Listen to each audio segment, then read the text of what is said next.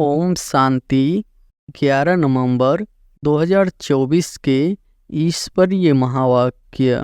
पहले एक नज़र मुरली के मुख्य पॉइंट पर। बाबा ने कहा, अगर हम शिव बाबा की याद में रहते हैं तो शिवालय दूर नहीं। शिव बाबा को याद नहीं करते तो शिवालय बहुत दूर है। सजाएं खानी पड़ती है तो बहुत दूर हो जाता है। बार बार कहते हैं मनसा वाचा कर्मणा पवित्र बनना है। यह आंखें भी बड़ा धोखा देती है। इनसे बहुत संभाल कर चलना होता है। ध्यान और योग बिल्कुल अलग है। योग अर्थात याद। आंखें खुली होते भी तुम याद कर सकते हो। ध्यान को कोई योग नहीं कहा जाता। माया ऐसी है जो एकदम नाक में दम कर देती है। जैसे बाप बलवान है वैसे माया भी बड़ी बलवान है। इतनी बलवान है जो सारी दुनिया को वेश्यालय में ढकेल दिया है। और फिर बाबा ने कहा, बाप तुम्हारी सब मनोकामनाएं बिगर मांगे पूरी कर देते हैं। अगर बाप की आज्ञा पर चले तो, अगर बाप की आज्ञा न मान उल्टा रास्ता लिया तो हो सकता है स्वर्ग के बदले नरक में ही गिर जाए। गायन भी है, गज को ग्राहनी खाया। बेकायदे चलन के कारण पूरे मायावी बन जाते हैं। डीटी बनते बनते डेवी बन जाते हैं। बाप का बनकर फिर माया का बन जाते। उन्हें ट्रेटर कहा जाता है। बच्चों को सावधान करते हैं कि कोई ऐसी चलन न चलो जो रसातल में पहुंच जाओ। पुरुष अक्सर करके देवाला मारते हैं, स्त्रियां नहीं। तो बाप भी कलश माताओं पर रखते हैं। और फिर लास्ट में बाबा ने कहा, बाप कहते हैं तुमने मेरी बहुत गलानी की है। विश्व के मालिक बनाने वाले को तुमने गाली दी है। इसलिए बाप कहते हैं यदा यदा ही। परमात्मा को सर्वव्यापी कह देते हैं। यह है एकज भूल। इस कारण ही भारत इतना गिरा हुआ है। बाबा कहते नहीं, मैं तो नॉलेज पढ़ाता हूँ। इसमें अंतर्यामी की बात ही नहीं। कोई भी बात हो तो बाप को रिपोर्ट करनी चाहिए। सुधारने वाला तो एक ही बाप है। तुम अपने हाथ में लौ नहीं उठाओ। तुम बाप की याद में रहो। और अब सुनते हैं महावाक्यों को विस्तार से। मुरली का सार है, मीठे बच्चे अपने ऊपर पूरी नज़र रखो। कोई भी बेकायदे चलन नहीं चलना। श्रीमत का उल्लंघन करने से गिर जाएंगे। प्रश्न है, पद्मापति बनने के लिए कौन सी खबरदारी चाहिए? उत्तर है, सदैव ध्यान रहे जैसा कर्म हम करेंगे हमें देख और भी करने लगेंगे। किसी भी बात का मिथ्या अहंकार न आए। मुरली कभी भी मिस न हो। मनसा वाचा कर्मणा अपनी संभाल रखो। या आंखें धोखा न दे तो पद्मों की कमाई जमा कर सकेंगे।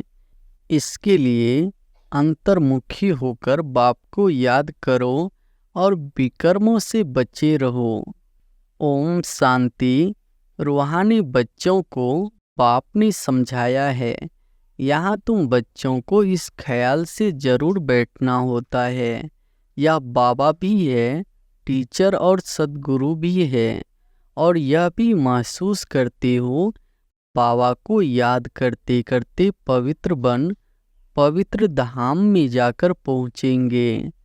बाप ने समझाया है कि पवित्र धाम से ही तुम नीचे उतरते हो।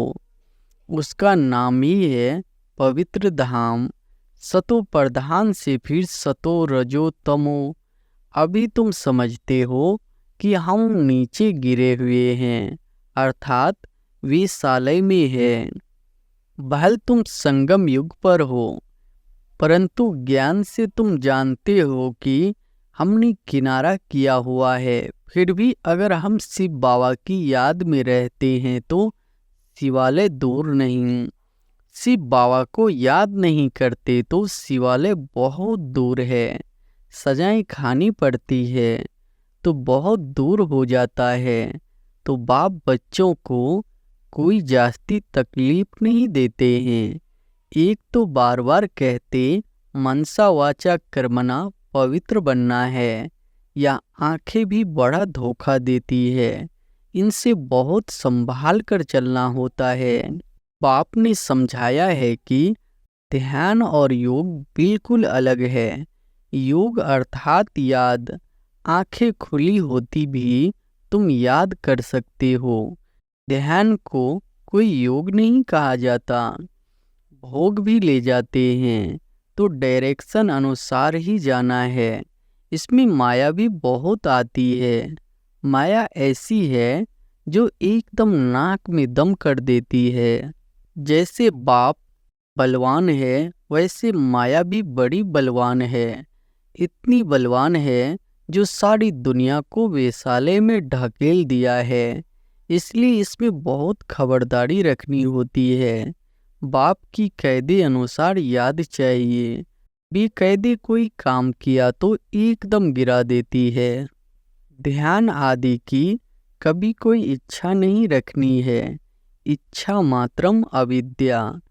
बाप तुम्हारी सब मनोकामनाएं बिगर मांगे पूरी कर देते हैं, अगर बाप की आज्ञा पर चले तो। अगर बाप की आज्ञा न मान उल्टा रास्ता लिया तो हो सकता है स्वर्ग के बदले नरक में ही गिर जाए। गायन भी है, गज को ग्राह ने खाया, बहुतों को ज्ञान देने वाले, भोग लगाने वाले आज है कहाँ। क्योंकि बेकायदे चलन के कारण पूरे मायावी बन जाते हैं। डीटी बनते बनते डेविल बन जाते हैं। बाप जानते हैं कि बहुत अच्छे पुरुषार्थी जो देवता बनने वाले थे वह असुर बन असुरों के साथ रहते हैं, ट्रेटर हो जाते हैं। बाप का बनकर फिर माया के बन जाते, उन्हें ट्रेटर कहा जाता है। अपने ऊपर नजर रखनी होती है। श्रीमत का उल्लंघन किया तो यह गिरे, पता भी नहीं पड़ेगा। बाप तो बच्चों को सावधान करते हैं कि कोई ऐसी चलन न चलो जो रसातल में पहुंच जाओ। कल भी बाबा ने समझाया, बहुत गोप है। आपस में कमेटियां आदि बनाते हैं, जो कुछ करते हैं श्रीमत के आधार बिगड़ करते हैं तो डिससर्विस करते हैं। बिगड़ श्रीमत करेंगे तो गिरते ही जाएंगे। बाबा ने शुरू में कमेटी बनाई थी तो माताओं की बनाई थी, क्योंकि कलश तो माताओं की ही मिलता है। वंदे मातरम गाया हुआ है ना। अगर गोप लोग कमेटी बनाते हैं तो वंदे गोप तो गायन नहीं है, श्रीमत पर नहीं तो माया के जाल में फंस पड़ते हैं। बाबा ने माताओं की कमेटी बनाई, उनके हवाले सब कुछ कर दिया। पुरुष अक्सर करके देवाला मारते हैं, स्त्रियां नहीं। तो बाप भी कलश माताओं पर रखते हैं। इस ज्ञान मार्ग में माताएं भी देवाला मार सकती है। पद्मा पदम भाग्यशाली जो बनने वाले हैं वह माया से हार खाकर देवाला मार सकते हैं। इसमें स्त्री पुरुष दोनों देवाला मार सकते हैं और मारते भी है। कितने हार खाकर चले गए, गोया देवाला मार दिया ना। पाप समझाते हैं, भारतवासियों ने तो पूरा देवाला मारा है। माया कितनी जबरदस्त है जो समझ नहीं सकते हैं। हम क्या थे, कहाँ से एकदम नीचे आकर गिरे हैं। यहाँ भी ऊंच चढ़ते चढ़ते फिर श्रीमत को भूल अपनी मत पर चलते हैं तो देवाला मार देते हैं। वो लोग तो देवाला मारते फिर 5-7 वर्ष बाद खड़े हो जाते हैं।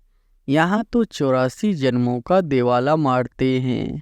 ऊंच पद पा न सके, देवाला मारते ही रहते हैं। बाबा के पास फोटो होता तो बतलाते। तुम कहेंगे बाबा तो बिल्कुल ठीक कहते हैं। यह कितना बड़ा महारथी था, बहुतों को उठाते थे, आज है नहीं, दिवाली में है। बाबा घड़ी घड़ी बातों को सावधान करते रहते हैं। अपनी मत पर कमेटियां आदि बनाना, इसमें कुछ रखा नहीं है। आपस में मिलकर झरमोई झरमोई करना, यह ऐसा करता था, फलाना ऐसा करता था, सारा दिन यही करते रहते हैं। पाप से बुद्धि योग लगाने से ही सतो प्रधान बनेंगे। पाप का बने और बाप से योग नहीं तो घड़ी घड़ी गिरते रहेंगे। कनेक्शन ही टूट पड़ता है। लिंक टूट जाए तो घबराना नहीं चाहिए। माया हमें इतना तंग क्यों करती है?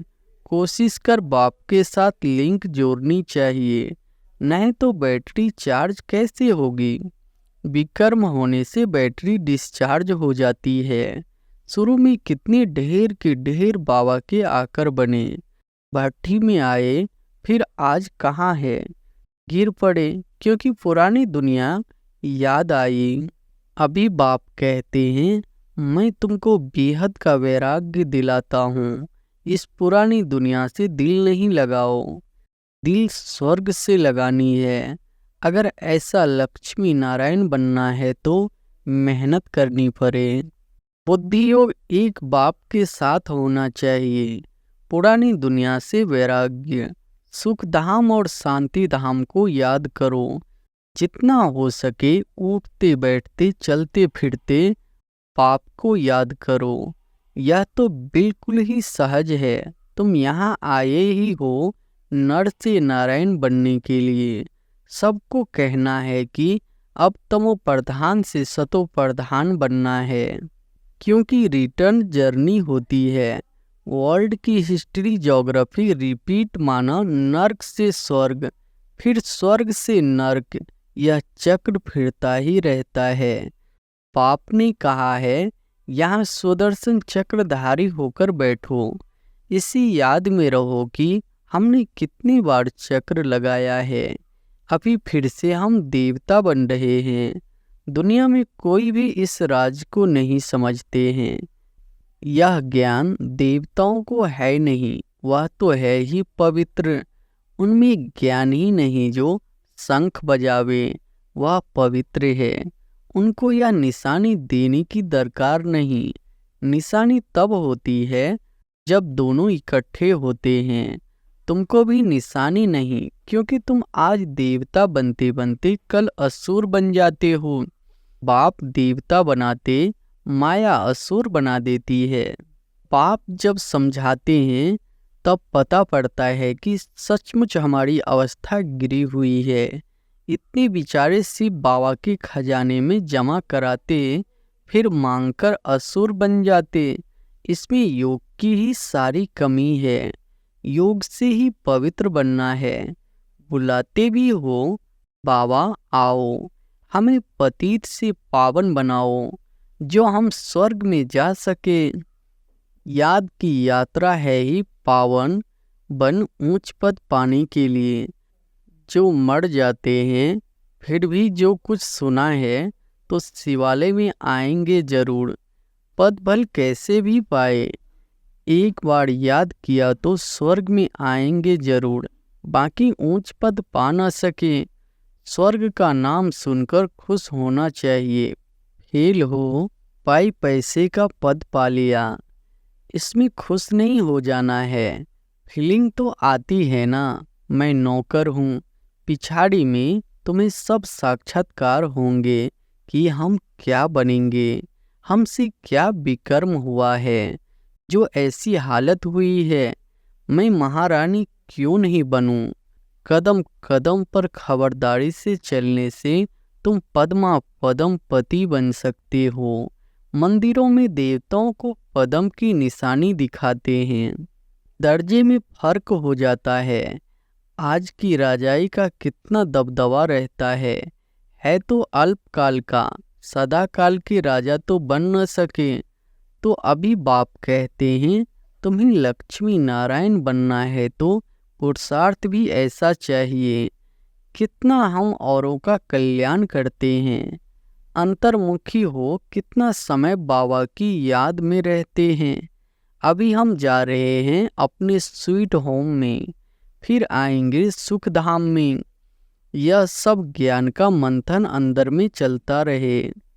बाप में ज्ञान और योग दोनों है, तुम्हारे में भी होना चाहिए। जानते हो, हमें सिर्फ बाबा पढ़ाते हैं तो ज्ञान भी हुआ और याद भी हुई।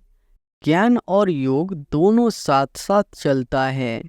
ऐसे नहीं योग में बैठो, बाबा को याद करते रहो और नॉलेज भूल जाए। बाप योग सिखलाते हैं तो नॉलेज भूल जाते हैं क्या? सारी नॉलेज उनमें रहती है।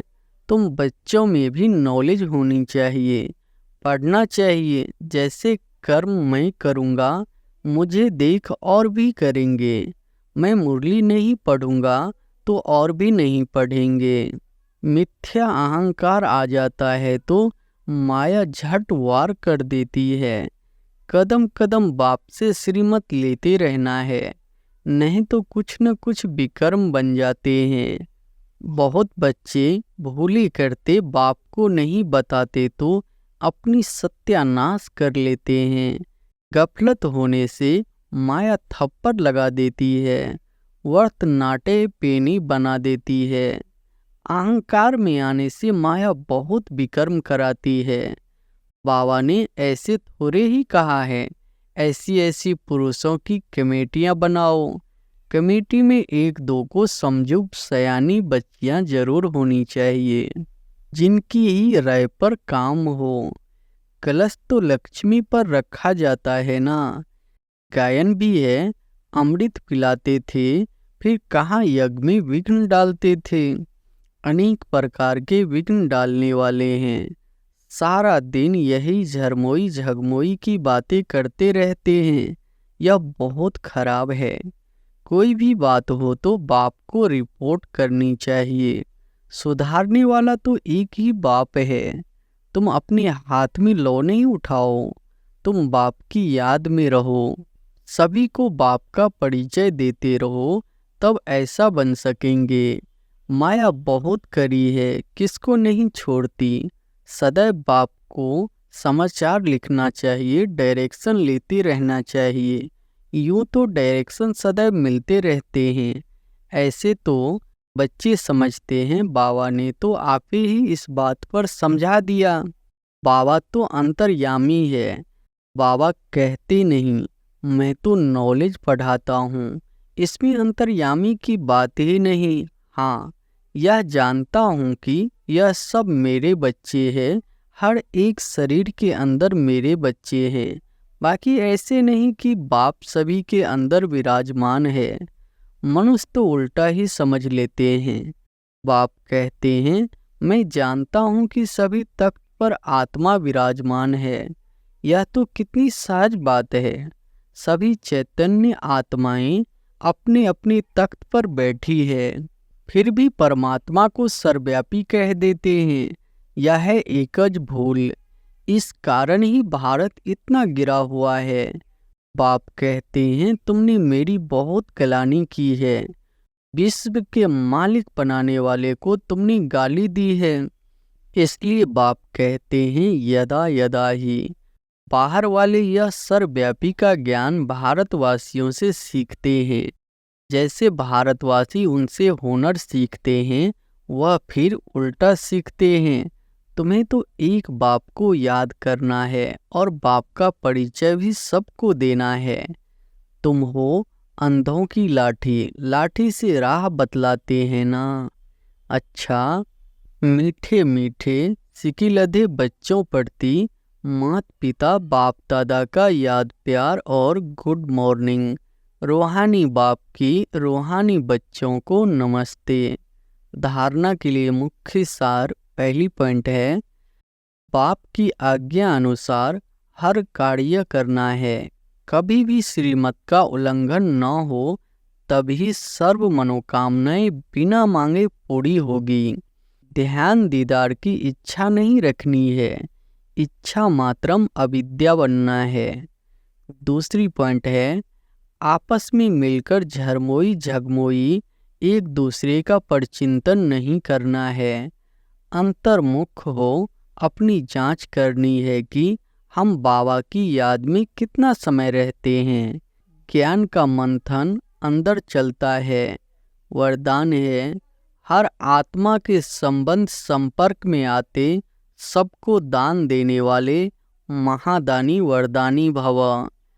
हर आत्मा के संबंध संपर्क में आते सबको दान देने वाले महादानी वरदानी भव। सारे दिन में जो भी संबंध संपर्क में आए उसे कोई न कोई शक्ति का, ज्ञान का, गुण का दान दो। आपके पास ज्ञान का भी खजाना है तो शक्तियों और गुणों का भी खजाना है। तो कोई भी दिन बिना दान दिए खाली न जाए, तब कहेंगे महादानी। दान शब्द का रूहानी अर्थ है सहयोग देना। तो अपनी श्रेष्ठ स्थिति के वायुमंडल द्वारा और अपनी वृत्ति के वाइब्रेशन द्वारा हर आत्मा को सहयोग दो, तब कहेंगे वरदानी। स्लोगन है जो बाप दादा और परिवार के समीप है उनके चेहरे पर संतुष्टता, रूहानियत और प्रसन्नता की मुस्कुराहट रहती है। जो बाप दादा और परिवार के समीप है उनके चेहरे पर संतुष्टता, रूहानियत और प्रसन्नता की मुस्कुराहट रहती है। अच्छा, ओम शांति।